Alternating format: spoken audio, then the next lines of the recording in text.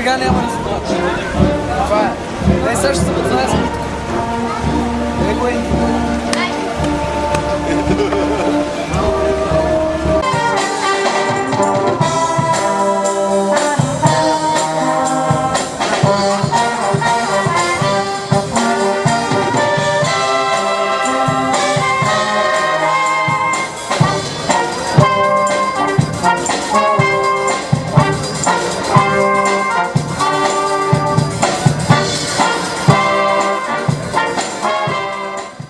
Трето място ти се отрежда да останеш. Айде да много не се лошо. Леко. Ами нека тогава да започнем и да чуем националния химн в изпълнение на духовия оркестър на град Панагюрище. Аплодисменти за шампионите от миналата година, които са готови да ви покажат най-доброто от себе си и този сезон.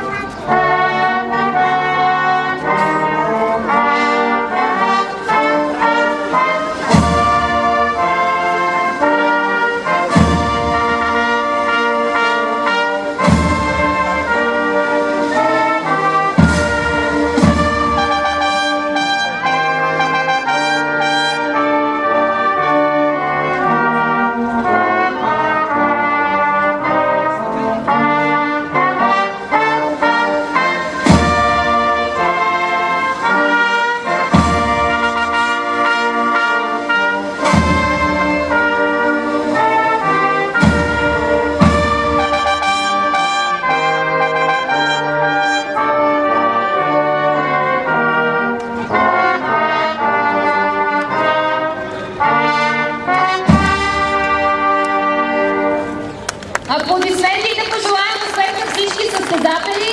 Моля всички екипажи да вземат своите места по автомобилите, тъй като остават броени минути до началото на състезанието. А иначе няма как да не спомена и тези, които помагат в организацията на Рали Траянови врата 2011 година в град Панагюрище. Всички участници получиха специален подарък от фирма Яна, производител на най-качествените хавлиеви кърпи и халати. Състезанието подпомагат още Азарел Бетет, Мегуин, моторно масло в Германия, Дънни Прешес Петълс, Сани Тонс, Винар на Лясковец, Тракийски хотелиери, Винар на Румелия и хотел Козлеков. Аплодисменти за тези, които помагат това състезание да бъде факт в Панагюрище. Наистина много е важно спонсорите да помагат на спорта в България.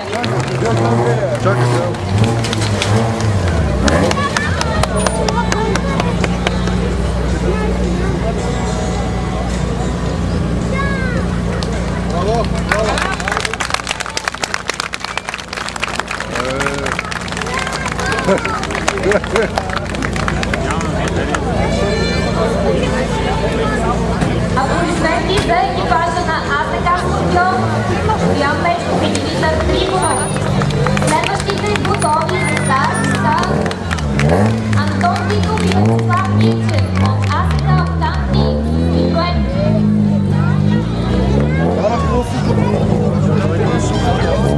Аплодисменти за тях.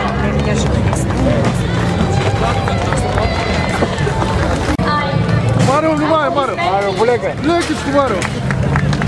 Младо момче. Да, младо ме. Колко години са това? 18. Тази година завършва. Така ли? Да. Ми е навигатор, че да е младо момче? До 20 е Марио. Марио! Аре, Марио! И спонсори имате ли, момче? Марио Василев и Васко Христов също са наградили да преминат през церемониалния старт на Рали Траянови врата. Град Панагюрище 2011, това е екипажът. Аре, Тошко! Аре, Тошко!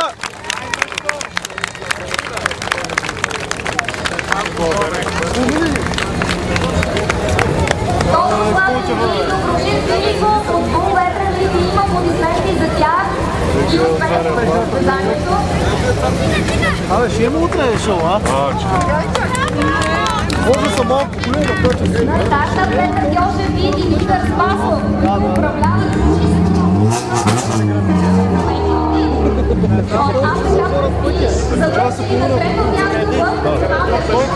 Колко са? Не знам. Дай Луис,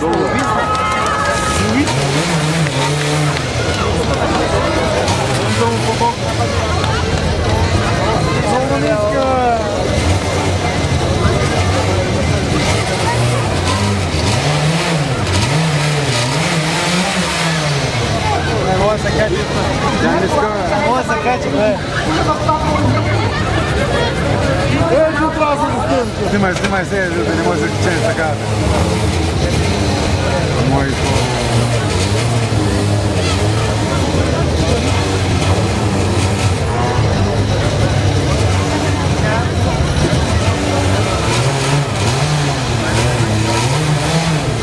Така че нещо отдолу.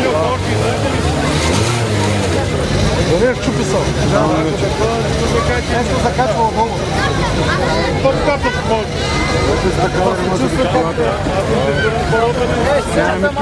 Кабе, защото косвено там. Не може да качи човека не издъкава. Дигайте въздуха! колата на Петър Георгиев остава на Сърбеняк. От сега почнаха проблеми. Айде! А полицейски най-накрая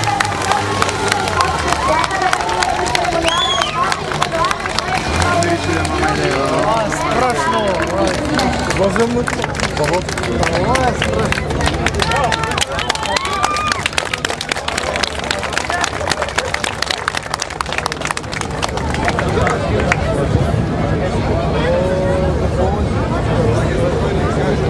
Когато се мръща на щрана, нищо не съществува. Там може да направи това отдолу ударне. Олега.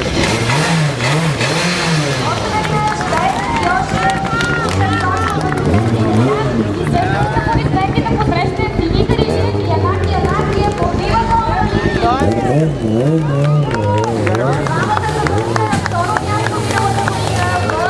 Така хитър, няма как да го. Пак се едно рамо напред.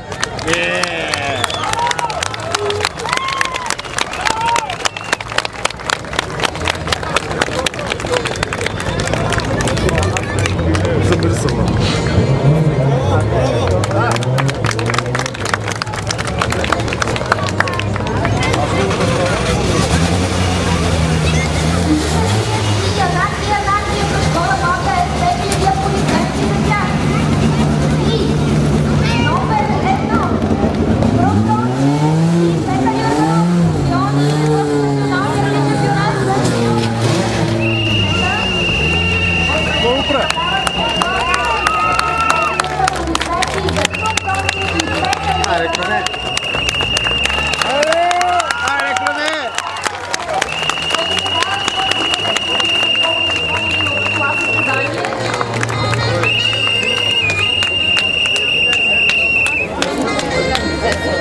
Бързо ги удараха, бе. За 15 минути ги удараха. Екипаж на Волови, Друг Дончев и Петър Димитров.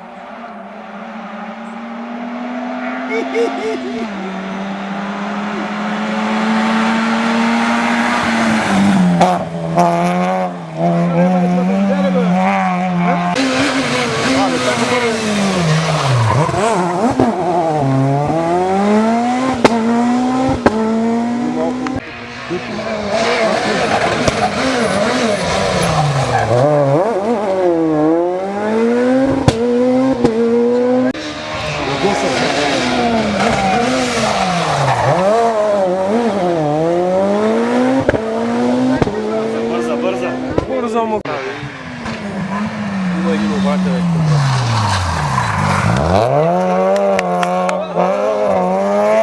Ей, то ни връдна с тази камера.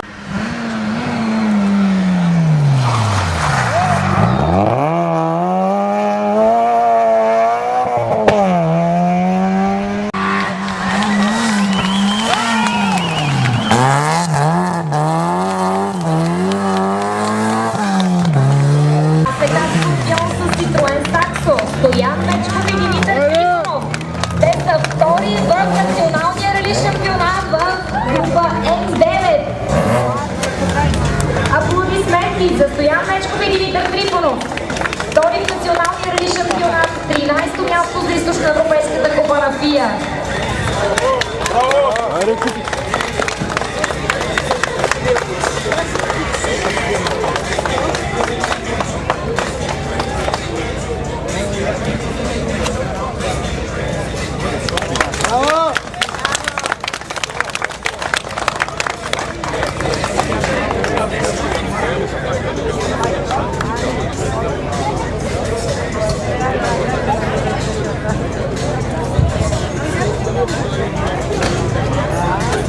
На 14-то място в генералното класиране за източноевропейска купа на ФИА Край Траянови врата Николай Колбев от нас от АЗК Моторспорт.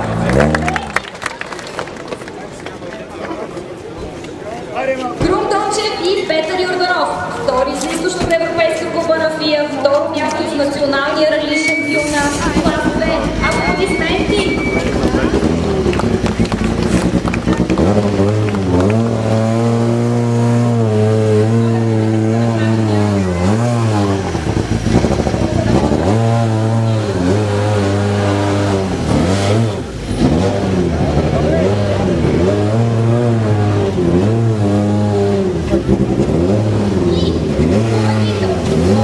Издание на рали Траянови врата Панагюрище 2011 година.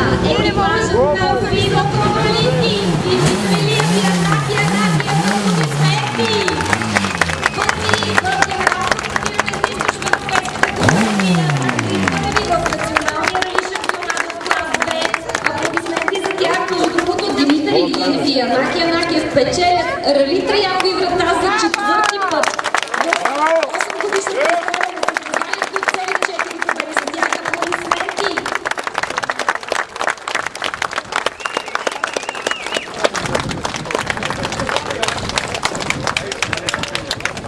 Моля призьорите сега да заповядат на почетната стълбичка, защото, разбира се, им предстои награждаването.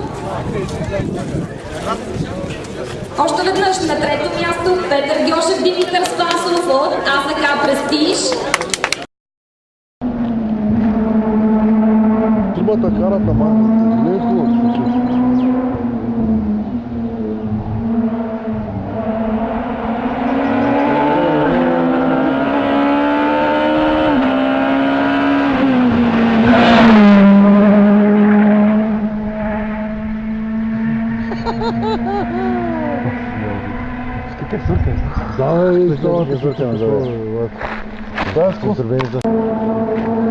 Давай, махни с очалата да се няма да виждаме как бе.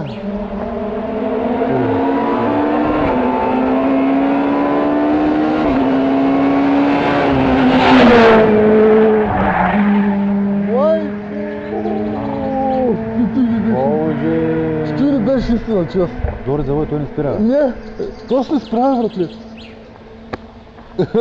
То се справя. Право му спира тока, дека на дои нещо. Право му спира тока на дои нещо. Право му спира тока. Гледай го, самолет, самолет.